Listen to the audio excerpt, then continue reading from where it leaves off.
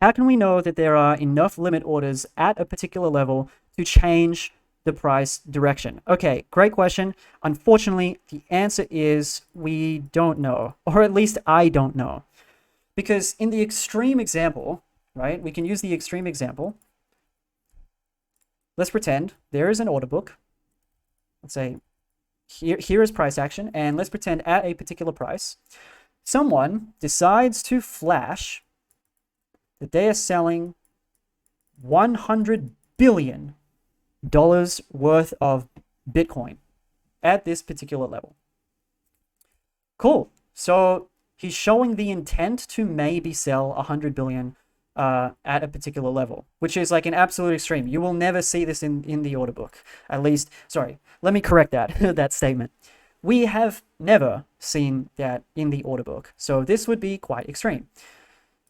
But that doesn't necessarily mean that the direction of price is going to change, because once we get to this point, what matters isn't actually how much is flashing.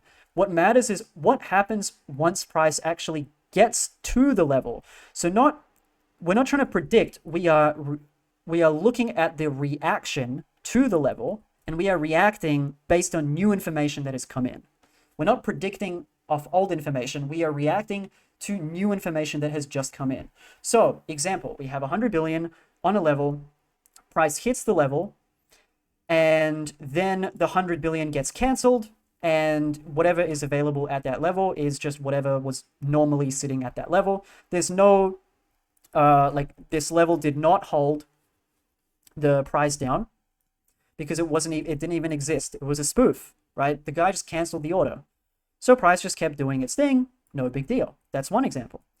Another example is we come into this level, and miraculously, there just so happens to be $87 billion in market buys that come through right at this level. But it's not actually enough to fulfill how much is available for sale. Now imagine this also was a guy opening another entity opening a giant long position.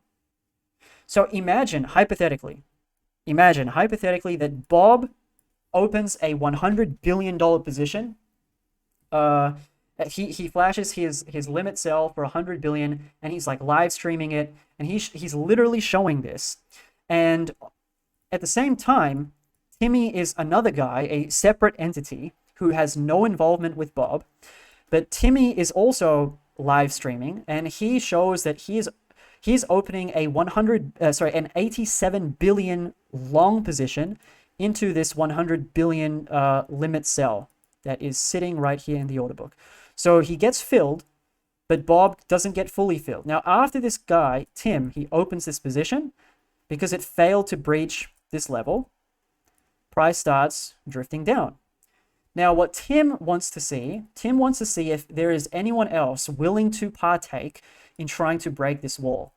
Now, what can happen after just a small, tiny, minuscule pullback, price can return to the level. A whole bunch of players are ultra super duper bullish, and the aggregate market as a whole decide to get long against this guy called Bob, and then finally price starts drifting up. Now, if the level is actually broken, this huge wall is actually broken, this guy is now short for his entire 100 billion, and he's now being moved and pushed offside.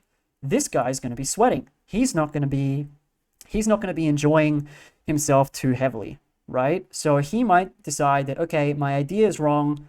I need to start cutting my losses, and he will slowly start exiting out of his position. And the act of him exiting a huge position gradually over time actually helps push the price even higher.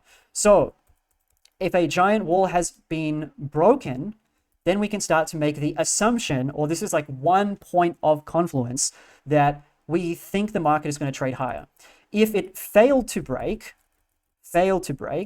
and price is drifting lower, and it's starting to break support levels, and buyers are not stepping in at the support levels to buy the dip, actually what's happening is it has come to a dip, late longs are starting to get stopped out, and price just keeps drifting lower and lower and lower. So if the structure breaks, so what I mean by a structural break